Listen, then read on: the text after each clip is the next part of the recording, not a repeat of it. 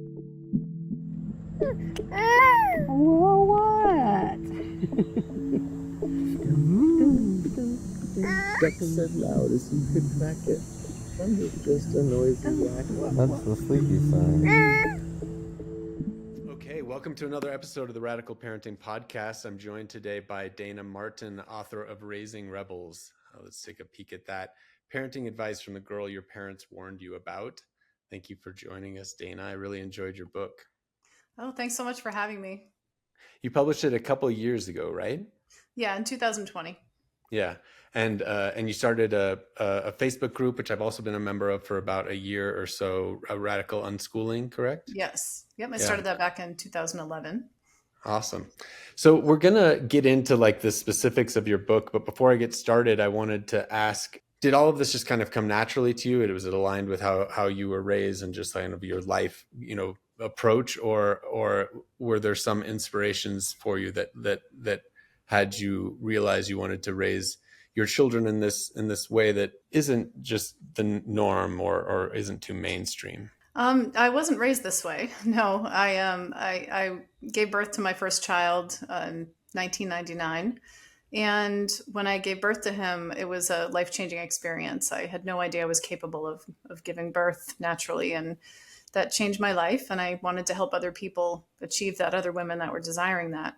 And when I began parenting, I got a lot of advice that was very controlling, in the sense of telling me not to hold my baby too much, to make sure I let him cry, to feed him on a schedule, all these things that went against my instinct. And I remember making the choice to trust my child and listen to what he was telling me. And I was rejected by a lot of family and friends for not taking their parenting advice, but I continued to do so. And this philosophy just extended from what felt really naturally to me. So I didn't learn it anywhere.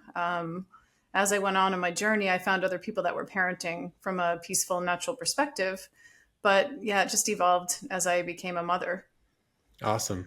And do you have any other now like authors or other kind of like parenting coaches or anything that you really particularly admire or steer people towards?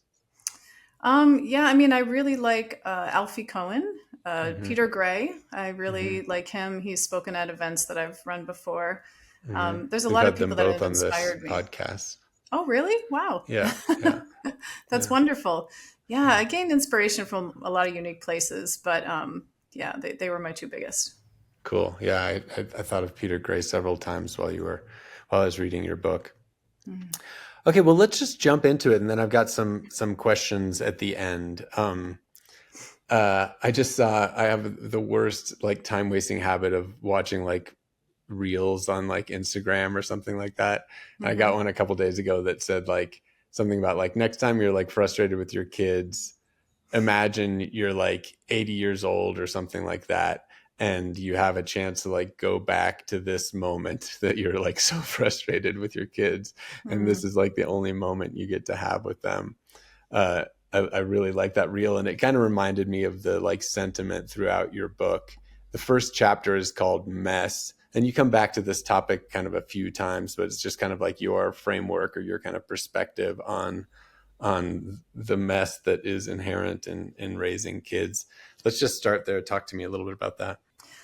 Oh, yeah. So I was raised by a mother who was a clean freak, and our house was like a museum, as many people's homes are. It was like a museum of our things. Mm-hmm. And when I had kids and I started parenting this way, I had 4 kids under the age of, I think, 9, and 3 of which were in diapers, and it was just chaos. And I realized that I wanted our home to be used differently, with a different intention than how I was raised. Instead of it being a museum of our things, I wanted it to be a workshop of our interests. And so when you take that little perspective shift, you can relax a little bit around the cleanliness of the home.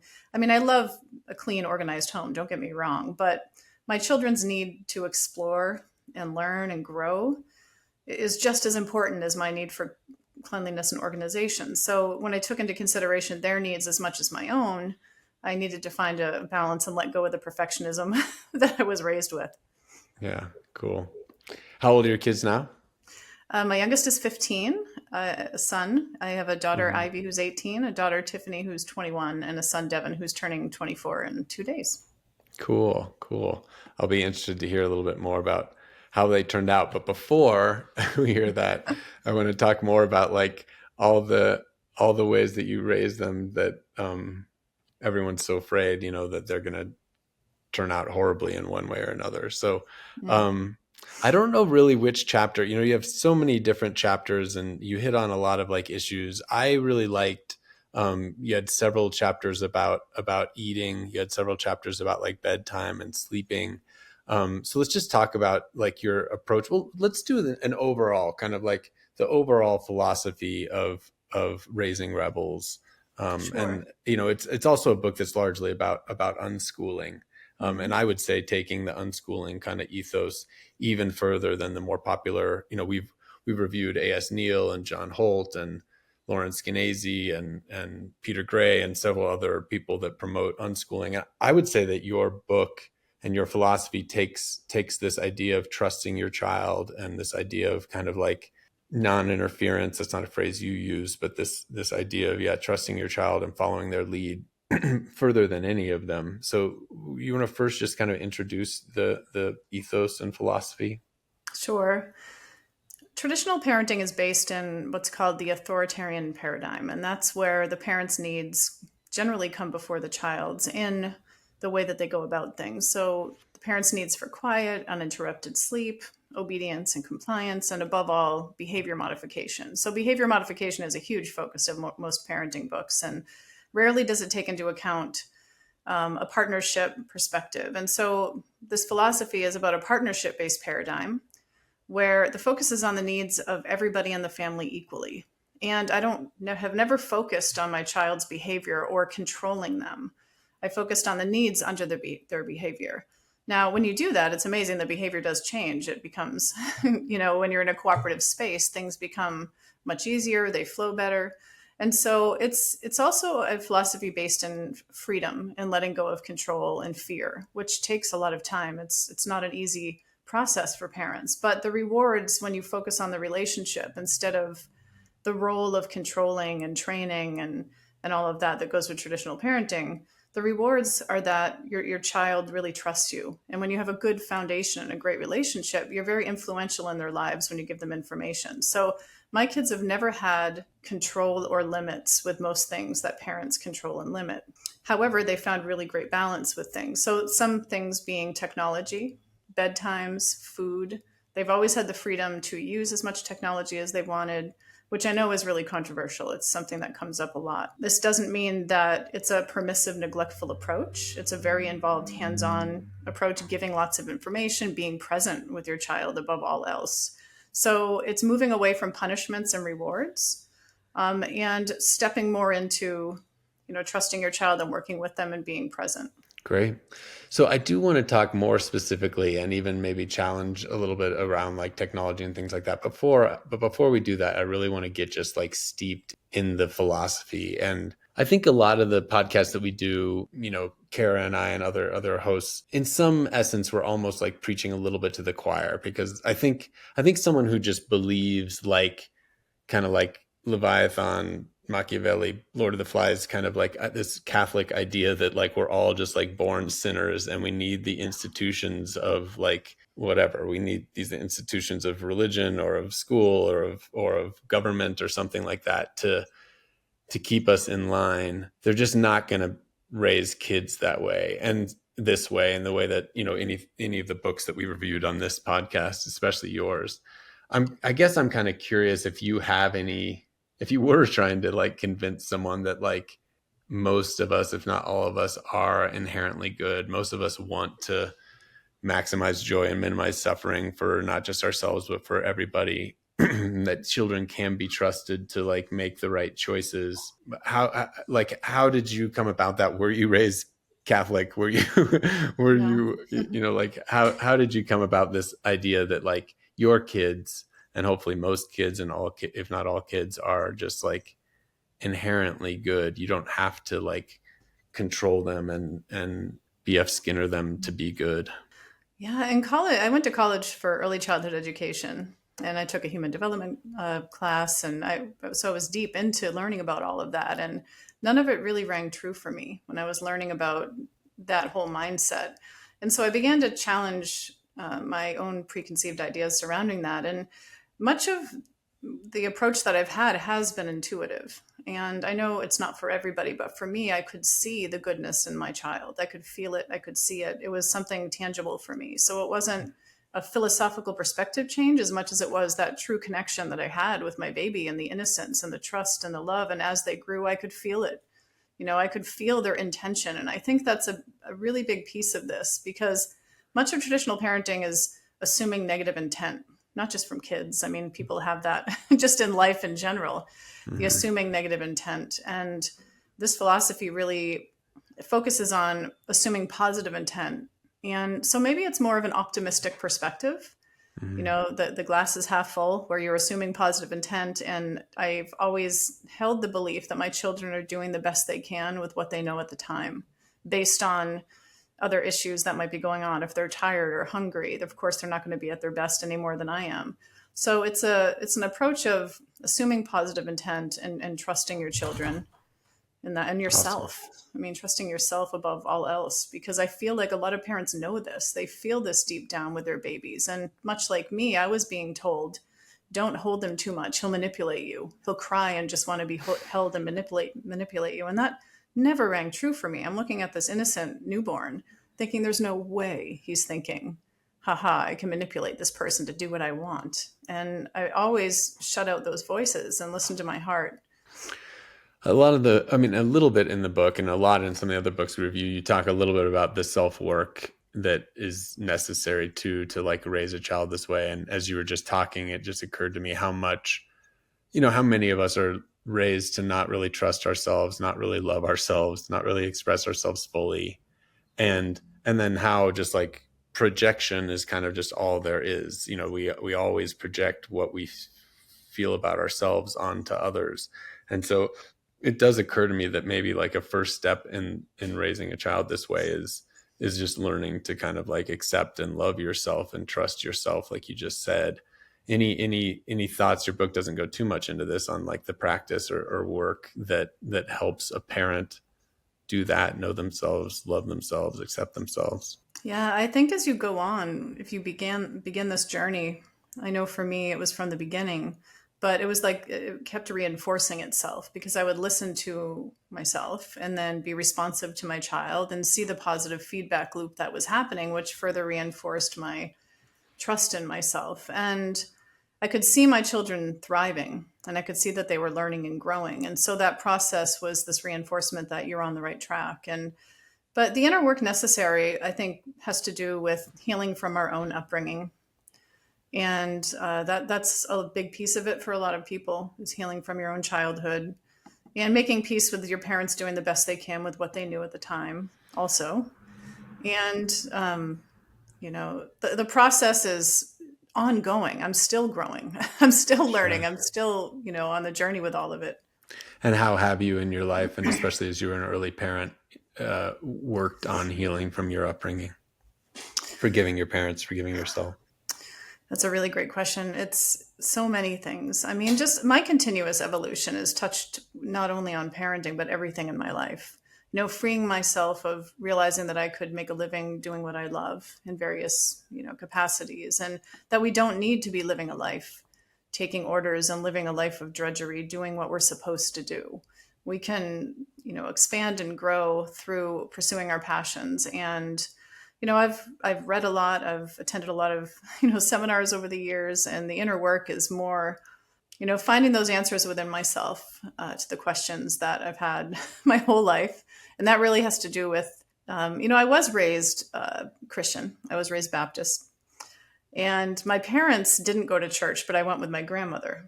And while my grandmother would take me to church and I was learning all of, these concepts, they would be home being wild and partying. So I had this huge contrast in people that I loved experiencing two totally different lifestyles. And so me finding my way with all of that and realizing that a lot of parents and a lot of adults have a do as I say, not as I do attitude. And that really, I didn't want to be like that. I wanted to live an authentic life with my children. So the vulnerability and authenticity that comes hand in hand with this parenting is something that's been very healing as well. Cool. All right, well, let's get more into the topics of the book. So chapter 8 is called Eat, and there are a few chapters where you talk about wasted food. You talk about this kind of like put uponness that some moms and parents have about cooking the different, 4 different meals for 4 different kids or whatever, and eating when they want and how much they want, all of that. So just a quick broad overview of your take on eating. Sure. Yeah, I was raised part of the Clean Your Plate Club. I don't know if anybody else was, but you sat at the table until you finished your plate. Hmm. And oh my gosh, it just made mealtime so treacherous for me because I was a really picky eater and there was no say whatsoever in what was for dinner. Now, I know times were different back then. The variety of foods that we have now that are available at cheap prices and things weren't present then. But I can remember just getting so out of tune with my own bodily needs being raised like that. And my mother did the best she could, she really did. But I can remember it didn't matter if I was hungry or not hungry. I needed to do what I was told, which, led me down a path of eating disorders like throughout my life and being overweight and then having anorexia. And the dysfunction that came from that, I really reflected on when I had kids. And I told myself that I would always give them the option, I would trust them, extend that same trust and freedom. And I also didn't mind making different things for kids because I didn't see the point in forcing them to eat things they didn't like. I would introduce them to a lot of different foods, but every meal that I made, and even today that I make sure that there's at least one thing that everybody likes. So it's kind of buffet style sometimes. Yeah, I was raised that way too. I remember there's some line in your book where you just like talk about having the pride of seeing your children like stop eating when they're done. Like it's so simple, and every child is programmed to just stop eating when they're full. But it is still like a revelation for some of us, like me. You know, if the food is there, like I'll finish it. It's just like so programmed into me. Oh yeah. And like one example is I'm like addicted, and for 5 years I've been making my own like healthy grapefruit seltzer, and I've probably drank 1,000 bottles of it. And a woman I've been dating, she'll come over and she'll drink like, she'll open one, she'll drink like 3 sips of it, or open one and drink like half of it. And I told her the other day, like I've probably drank 2,000 bottles of this over the past 5 years, and I've never once left a single drop. Like I drink as much as is in the bottle. And it's like, yeah, with her, I imagine there's a greater attunement with just like her body. Like my body wants this much, and then yeah, I'll leave the rest. And yeah, from an ecological standpoint, I do still feel like, yeah, I have learned, food waste is like the number one contributor to global warming and all the effort and work that goes into creating food. And so I'm always looking for different things. And one of the best like advice that I've seen is, and it was from a group, I don't know if it was from your Facebook group or another one of the similar Facebook groups, but a mom said that she has like a savory and a sweet bucket in her freezer. And so every time there's anything that's not finished that's like savory, she puts in this bucket, and then like twice a week she takes that stuff, puts it in the food processor with a couple eggs, blends it up, and makes like veggie burgers out of like anything, any vegetables, anything that eggs, whatever they haven't eaten. And that's like one of her ways. So I like the idea of coming up with a way to, if you really do like adhere to not wasting food, finding a way to do that doesn't involve creating eating disorders for your kids or forcing them to do something they don't want to do. Yeah, well, you want them to stay in tune with what feels healthy and what feels best for them. So it's about giving information. Like if there's something new, I might, share, just take a little bit of that. And why don't you try it first and make sure you don't, you like it or don't like it. And letting the kids just take a little bit and then take, more if they like it, and kind of navigating it like that. But yeah, food waste has never been a problem in my house. I've always, I kind of know that I'll be eating where I did when they were younger. I'd probably be eating half of what's on somebody's plate that they don't finish. So I would kind of hold back a little bit or put it in the fridge for the next day. I had no problem eating leftovers for lunch. In fact, it's less cooking. So. And you talked about when your daughters too, just like always kind of over serving herself, her eyes being bigger than her stomach, and her like kind of like feeling just abundant, like joy from having this abundance of food in front of her. I love, I love that. She's still like that. And it's so funny because you get to know your kids, and we'll get takeout or something like once a week, and she'll always want to get so much. And I know she's not going to finish it to this day. So I order like one tiny thing for myself, and I always joke with her about it. I said, I'll be finishing that for you. Yeah, And good. I do. Nice. All right, another chapter is bedtime, and you have quite a few about sleep and bedtime. I think this is chapter 15 is bedtime, 19 is sleep. You have a few on this topic. And this is a unique, this has been an issue for me. My son's 3 years old, and it's a point of contention between his mother and I. And I haven't found a lot of people that have your exact same perspective on this, but I really like it. So yeah, talk a little bit about your perspective on bedtime routines, and sleeping. Well, my kids have always had the freedom to go to sleep when they're ready. The younger ones always wanted to go to bed when I went to bed, but we always co-slept. Co-slept in a way that everybody was comfortable and had plenty of room, because I think a lot of people that choose safe co-sleeping, their bed's not big enough, and then they're uncomfortable because they're getting kicked in the back or whatever, and they blame the co-sleeping instead of their lack of space. So that was always really important to me. At one point, we had 2 queen beds pushed together in a twin, so everybody had room. Having a box fan or a noise machine in the room to drown out any extra noise was always important. But my younger kids would always go to bed when I went to bed, usually, because they wanted to be with me. The older ones would stay up later, and it was kind of great because with 4 kids, the individual one-on-one time that you have with them is kind of rare.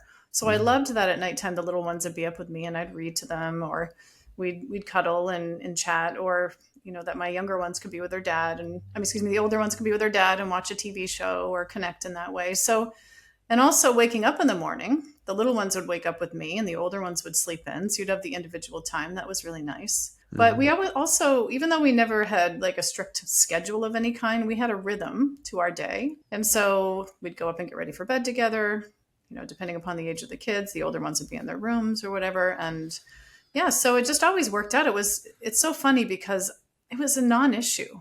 When I wrote about bedtimes and sleep, it was never a problem for me that I was writing about. And people were always fascinated because it's one of the biggest things that people bring up. Bedtimes are a struggle, and this is a struggle. And it just never was for me. I think because I never got locked in a power struggle with anybody. And I always just would go with the flow. And I know not everybody has the ability to do that. If you're a working parent and you have to get a certain amount of sleep and go to bed at a certain time, or your child's in school, I know it's much more challenging. So I honor the fact that I was fortunate enough to be able to have a flexible sleep schedule myself. Yeah. Yeah. I think a lot of parents and a lot of like parenting authors even have said like children really thrive they really need the structure. They really need whatever.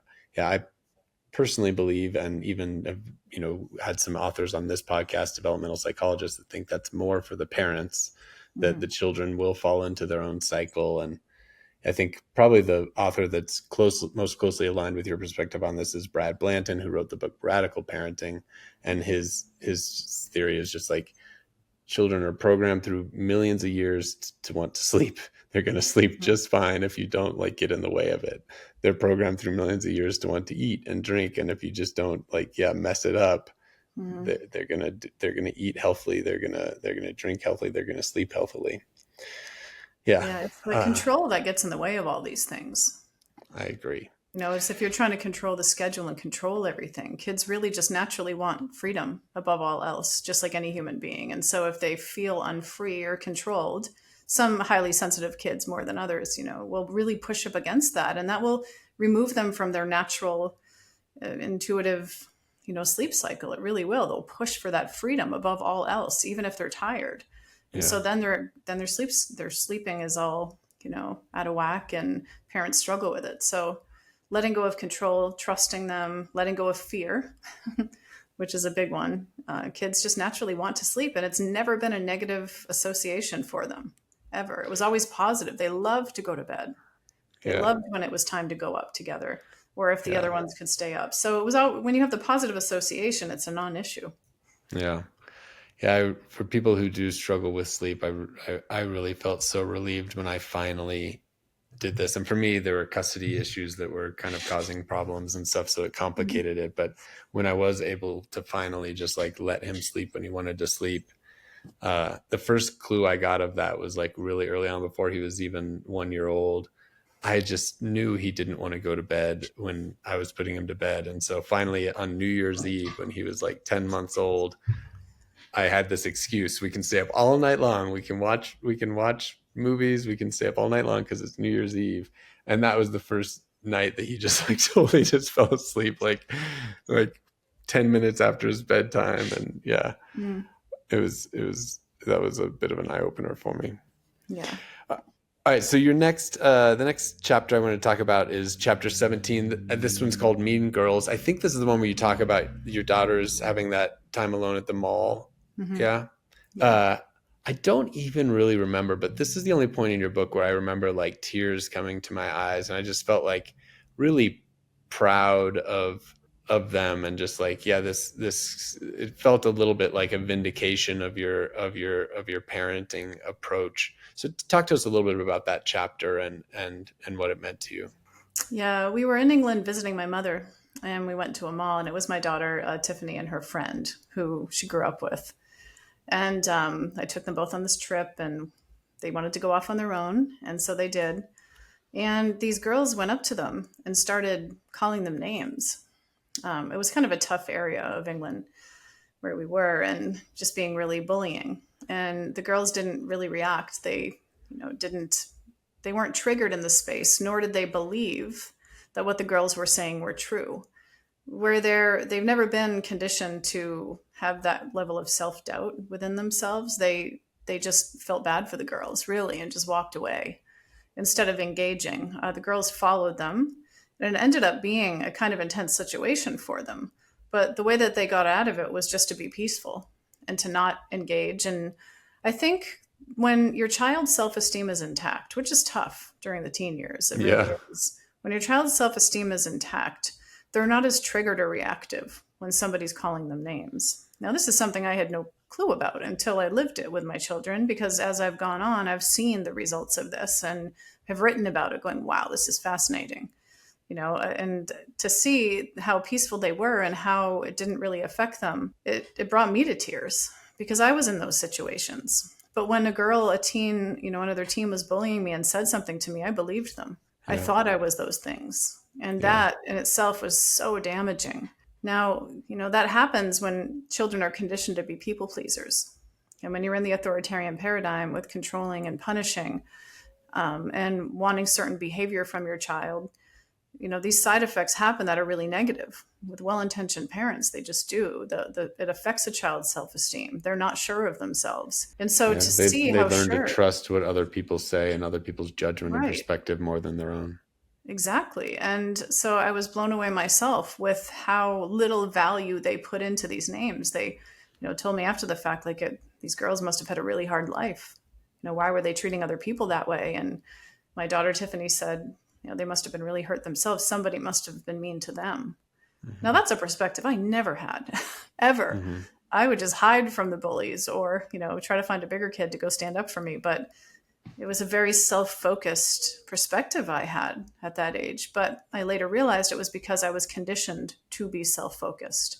Because when you're controlling a child and rewarding and punishing and focused on behavior, it makes a child look inward of all the time at just how their behavior is affecting their freedom and other people to, feel that love within themselves. When you're parenting this way, I found that when you're focused on everybody's needs mattering equally, in the partnership paradigm that I talked about, children really, really do learn that.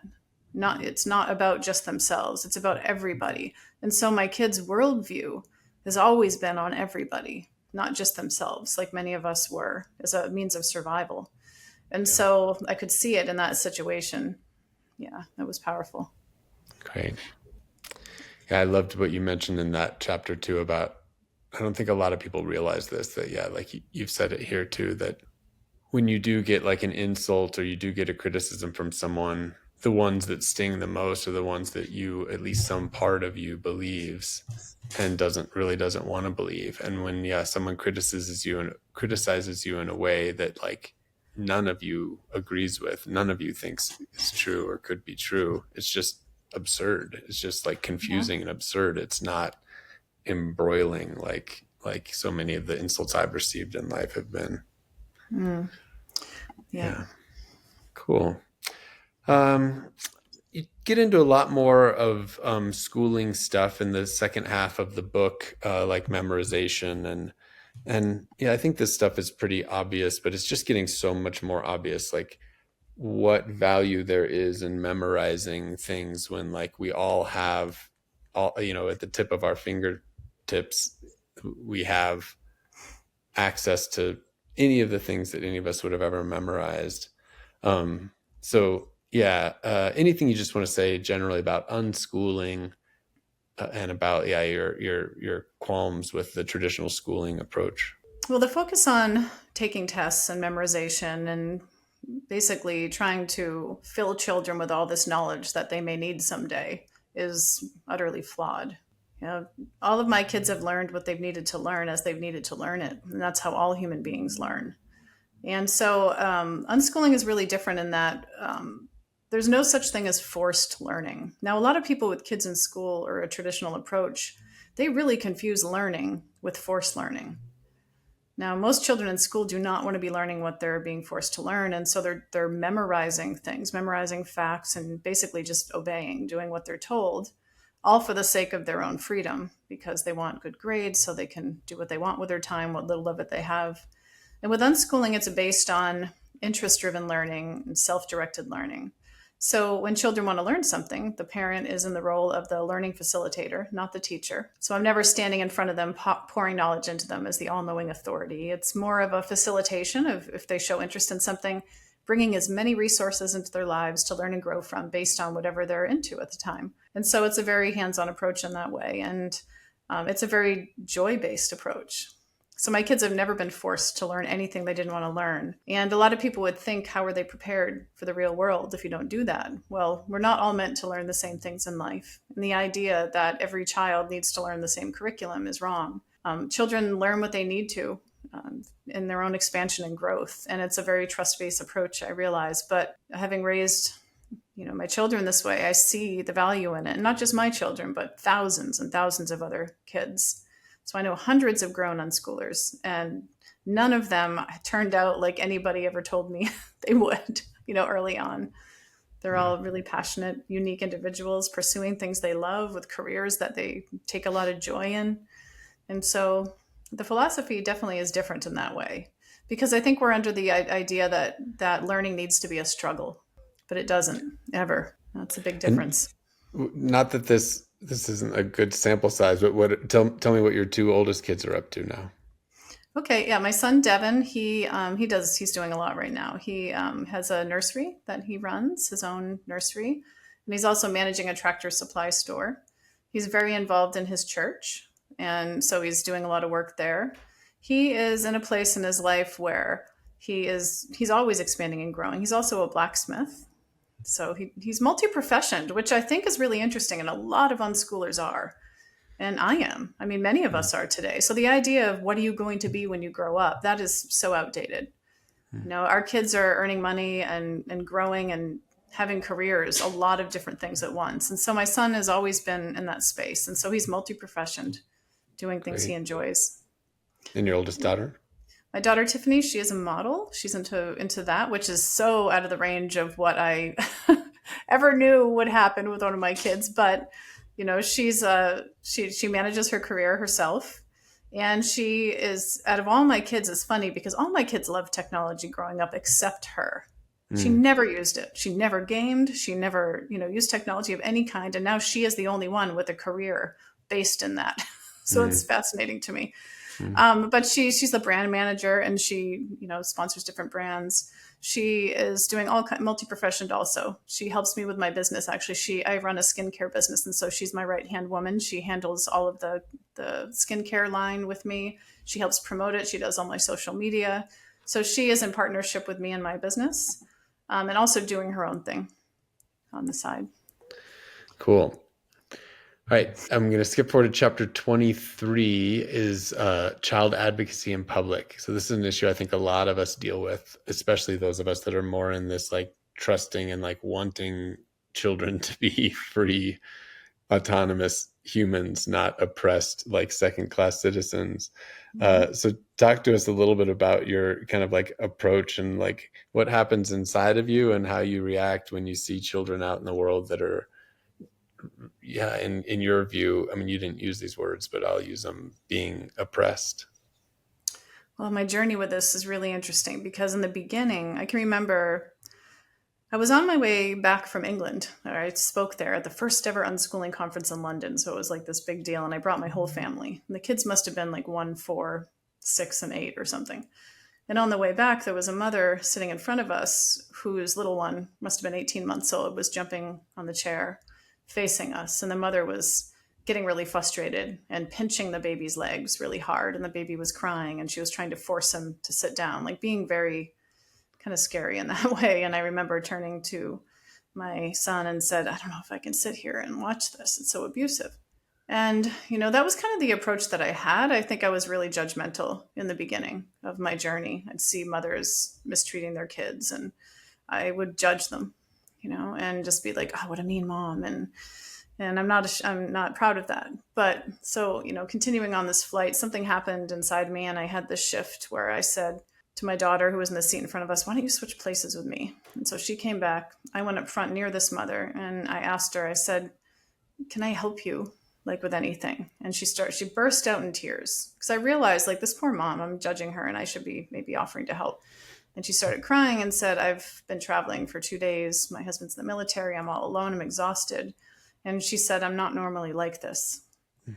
And my heart just like burst open. And it was like this complete shift that I took within myself where I realized how wrong I was to judge. But, I think it's normal when you're, for all of us as human beings to be in that place first. But it wasn't modeling what I was living with my kids. I realized that I need to take responsibility for, this is part of my personal growth and my journey too, going from, I don't want my kids to judge others. And so I took responsibility for, I need to change in that way and try to help people. And so it ended up being a wonderful trip. This mother slept for the whole flight home. We took care of her 2 kids. And afterwards she thanked me and I changed right then and there. And so, in my journey now forward, if I see a baby crying and a mother screaming or getting upset, I'll go over and ask the mom, like, do you need help? How can I help you? Because we never know somebody else's story. And the only way to bring peace and love into this world is to treat others with that and to let go of judgment. I know there's situations where it's definitely like a do not approach kind of mindset with some people, but as a general rule now, I try to be that peace and love. Yeah, that's great. And it's a trick I want to learn because It's hard. yeah, I wish I didn't get so riled up, when I see that happen. And it's funny you mentioned the airplane because I fly with my son. I fly a lot. I fly more than one flight a week. And I so often see it in the airports. I've even written songs about it for what I've seen in the airports. And yeah, often when I intervene, yeah, I want to come at it from like a place of like compassion and gentleness and support. But often I'm just so fucking mad. I'm just so mad.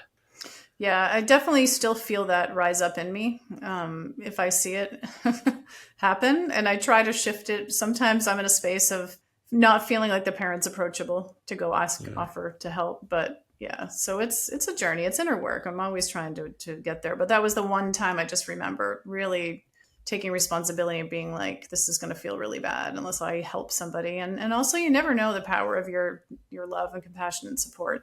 Yeah, I once interrupted a dad who was like kind of really strongly pulling on his son's ear. And Ooh. and again, I would love to have approached it with like compassion and support, but I was just so fucking mad. I was just so mad. And so I just intervened and the father reacted with like a lot of like defensiveness, which I can't blame him because I was coming at him with like, wanting to do the same thing to him that he was doing to his child, which is not who and how I want to be. I just couldn't help it. And but then like maybe 30 minutes later, he's sitting a row up and over from me on the airplane, and I just see him sitting there crying, sitting next to his son, the dad. So it did also like shift me a bit then, as a little late, but Wow. Yeah. Powerful. Okay. It's a I tough wanted to one. share. Yeah. Oh, I'm so sorry to interrupt you, No, Tony. keep going. I wanted to share too what my other kids were doing, because I thought maybe the people listening would Great. be interested in that. My too, is because my daughter Ivy. Somehow when they're like 18 and under, it's like Yeah, well, whatever. my daughter, my third child is 18, Mhm. and Mhm. so because I think people would be interested in just the diversity and what they're Mhm. all doing, and so my daughter Ivy runs an animal rescue, so she runs a Mhm. guinea pig rescue, which I'll tell you has not been easy for me to give up all that space in my garage, but facilitating her passion. And she's also a musician, and so that is a really like awesome journey. She was a personal assistant to the CEO of a crypto company for a while, which for a year, which was a real learning experience for her. And my son Orion, it's so funny. He was such a tech kid his whole life. Out of all the kids, he was like the one that, I had to grow the most with freedom with technology, because he absolutely loved it. Mhm. Minecraft, you name it, everything he loved. And so he's been a gamer, and in the last couple of years he has shifted toward to coding, like Mhm. wanting to code games, and he's making his own games now. And then out of nowhere, he says to me, and he's also loved cooking and other, hiking and other smaller interests, but always the focus has been on tech.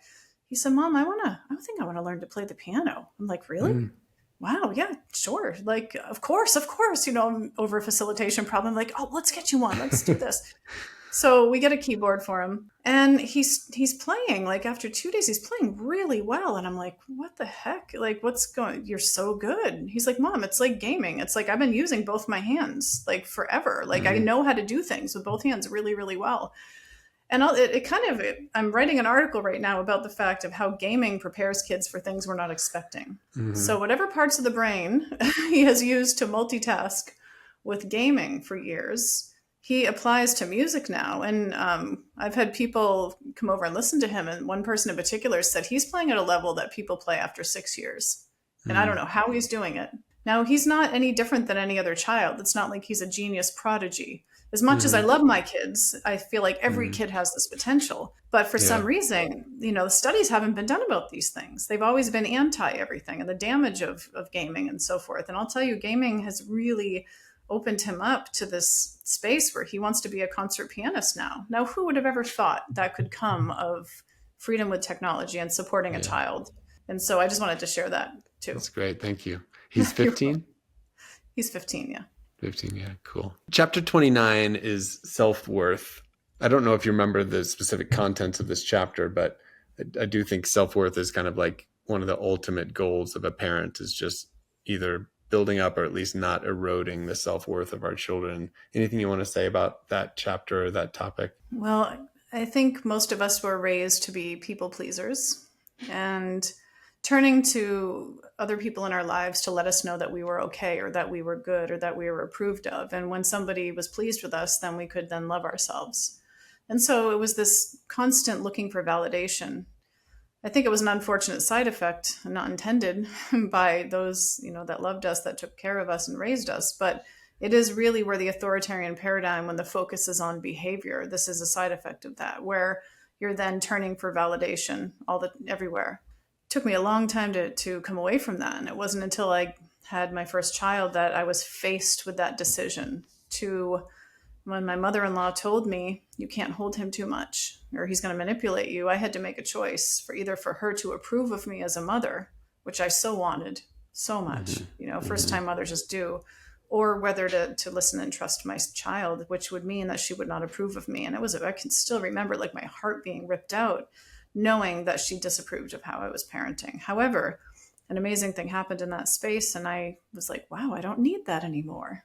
Didn't Mm-hmm. realize how addicted to validation and like needing approval from others, even in, at 26, I had no idea. But so when you're not operating from that place of an authoritarian paradigm, and you're not forcing a child to please you all the time and rewarding their good behavior and punishing their bad, much of their wholeness stays intact in a way that has also been a wonderful side effect of this life that I was hoping would happen, and it has. The confidence that they have and the ability to be who they are. My kids have always had the freedom to dress any way that they've wanted and to express themselves in any way that they've wanted. And so they've had phases of looking quite wild. My son Devin was really into steampunk for a long time, and he would go out of the house all decked out with a wild steampunk outfits on, and people would whisper. Some of them would whisper and comment, and he had no idea or care whether they were positively responding to him or negatively. He would just smile, and he didn't have any effect one way or the other. He just confidently walked through life. And all of my kids have been in that space. All we can do is really reflect on our own life experience. And those times, if somebody would have whispered and said something, many of us would have in high school and, in general would have just been so insecure, like, oh my gosh, I'm not approved of. This is terrible. And I need to change who I am. And I absolutely love that kids raised this way generally do not have that. They understand and they have compassion. The funny thing is, like my daughter Ivy, for a long time, she was into like goth fashion.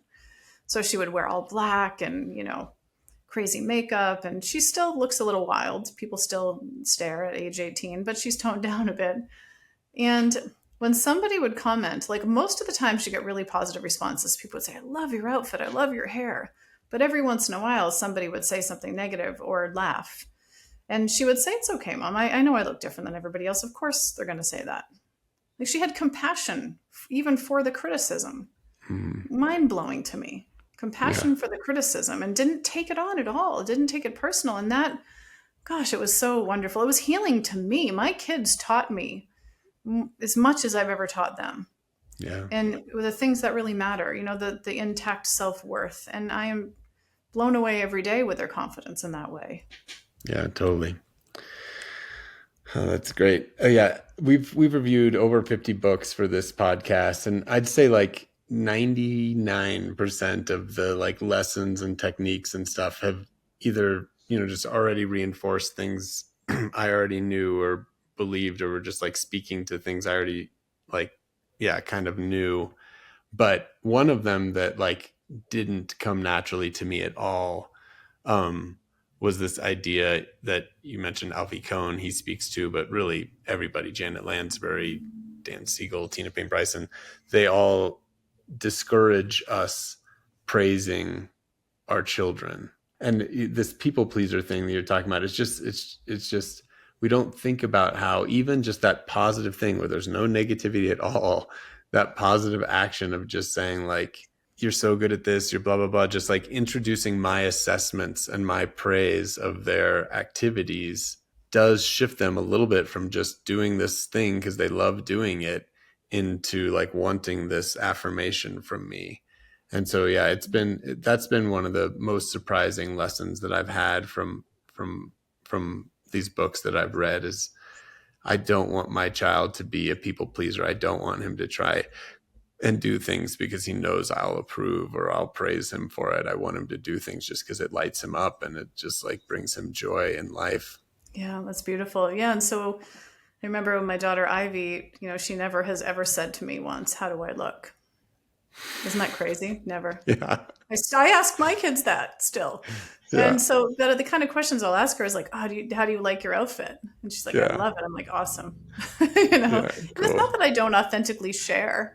I think coming from your heart and having authenticity, being like, that is awesome. And sharing that is just an authentic expression. But when you're doing it with the intent to instill something in them, that's when something gets a little off.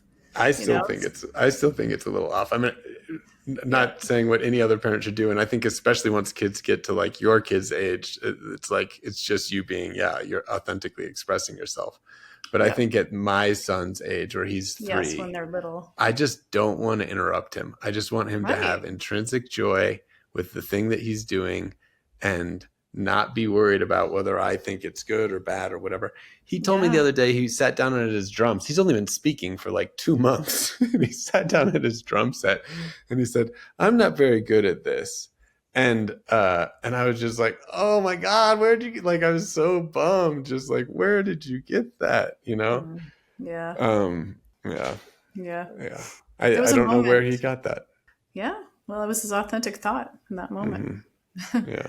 But it didn't come from him. Like he somehow learned to compare himself with someone else somehow. Yeah. Yeah. I've had those moments where I've heard a comment or two like that here and there, and I'm wondering where it came from. Yeah. Yeah. Yeah. All right. So I have one question for you. So I've personally always felt on the fringe, and it seems like a similar experience you've had where, yeah, like the whole world is kind of pushing me towards like normalcy, and I'm kind of like on the a little bit on the edge of the bell curve in terms of this idea of trusting my child. And I'm so glad I've found this kind of like community of people. I think Janet Lansbury is probably my favorite like resource and author, but so many of the ones that I've mentioned. And I would say your book and your even that community, that Facebook group, I'm in a lot of moms groups. I wish it was more just parents books groups, but they always end up being moms. I'm in a lot of like parent groups, moms groups. Yours is the only one where I sometimes feel like I'm like in the middle of the bell curve and like other people are like further over. And and it's really nice. Like it's really nice to have a community where I feel like, oh, good, there's people who take this even further than I take it. Mhm. Um, do you have any communities or people or authors or anything that are like that for you that just like make you think, oh my God, they are out there or something? No, not No, with parenting. No, yeah. no. In other Well, areas of life, but yeah. yeah, I haven't encountered it either. Um, okay, so let's see. So let's talk a little bit about you know food. The technology thing, which you mentioned, is a little bit controversial. Um, at what age, like, does your household just have like candy sitting around? No, it never really did. When the kids Yeah. were younger, it was something they wanted to buy. We go to the store. The kids, I would tell, depending upon our budget, I would honestly and authentically communicate with them. You guys have $10 each to spend. Well, today, get what you Hmm. want. Sometimes one of them would buy candy, some would buy popsicles, some would buy things that I'd never expect, apples or yogurt or Yeah. bread and things that they love. But I was never like a big candy eater. For me, it was more like chips, that kind of stuff is my weakness, Hmm. cakes. But yeah, we did not have bowls of candy out. No. Yeah. Well, so I have this kind of just like argument that it actually has come up in the radical parenting, or no, sorry, the And schooling. radical unschooling Facebook Yeah. group. Sorry, of like there are products. Yeah. So this is really a question. It's a bit of an assertion for me, but also mainly a question for you. So there are products, whether it's games or candies or whatever, that take these evolutionary like reward systems, whether it's like the sweetness, which is like this, we evolved to need calories and want simple calories for survival when there's a scarcity of calories. Games to like understanding like your dopamine reward systems and those sorts of things. Even all the way up to like alcohol and drugs and other things. There are these like products out there in the world that are designed to kind of like manipulate our evolutionary kind of like weaknesses. Mhm. And I get that, especially at like the age your kids are at now, you're just like, okay, you guys can trust you, we can talk about it, all that. But at what age do you feel like it is okay to like let your children be kind of like at the mercy of these products that were designed to capitalize on evolutionary vulnerabilities to make money?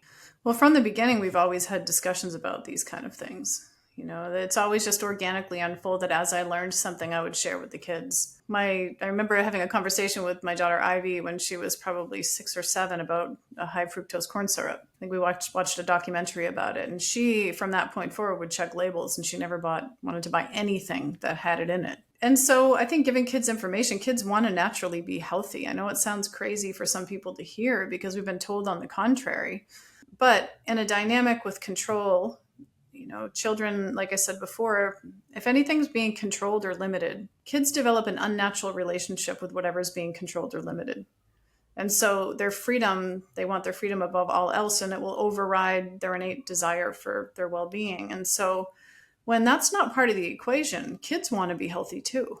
And when you Yeah. give them information about these things, they really are responsive to it. So when they were little, when they were your son's age, Yeah, I like would, two or I did three. the grocery shopping, and they had freedom with whatever I brought in the house, but I'm the one that Mm, chose what to bring in. yeah. I wouldn't, I never brought them at age 3 and said, pick out anything you want, because that would be unrealistic. It didn't fully understand, what that would mean. Although if I did bring them to the store, if they wanted something, I would be happy to get it if it was within the budget for them to But you try or wouldn't like let experience. them have caffeinated sodas at age 2, or a sippy cup of wine if they want Well, it. that was something I never had around, Yeah. for me personally. So I think if your own personal values need to come into play too. Yeah. I took that's another level of growth and responsibility, isn't it? Like where you step in and say, my child's going to model what I'm doing and how I'm navigating this world. And I started growing as the kids grew. They wanted something, sweet. I would say, like, why don't we try to make the healthy version of that? Yeah. I started researching, using dates instead of sugar. We never had, I learned all about the dangers of sugar. So as my kids grew, I wanted to do what was best for them. And so I grew too. And as I was learning, we shared information together. So it was And just you just kind of where we're at. tried to avoid that ever being a power struggle Yeah. yeah. And do you feel like that you mostly succeeded the desire for, whether it's alcohol at a young age or sweets at a very young age or whatever, in your Mhm. family, They've that never wasn't wanted ever like a, anything. Yeah, they never wanted anything like that, like alcohol or anything at a mm, young age. mm, Yeah, that was never like part of their desire. Sugar on Halloween, they'd go trick or treating, and sometimes the candy would sit there for months. We'd end up throwing it out because they mhm, could eat it any time. So Halloween wasn't like the special novelty kind of situation where it was the only time they got candy. They literally had the freedom, and when we went out, to pick out candy if they wanted to, and sometimes they would, and other times they wouldn't. So when there's no, you know, taboo put on things, and you're giving information, I could sit and eat a whole bag of cookies if I wanted tonight, but I don't want that for a few reasons. And kids are the same, when they're yeah. trusted and given information. Awesome. Well, do you have any closing thoughts for us to wrap up the interview? It's been great reading your book, and again, I want to tell people that they can check out Raising Rebels: Parenting Advice from the Girl Your Parents Warned You About on Amazon.com. We'll include the link, or you can check out everything that Dayna's done at her website, just Dayna, DaynaMartin.com. Anything else you want to share before we close out? No, not really, other than just, trust your kids and assume positive intent, and realize that whenever you're feeling fearful, we want to control.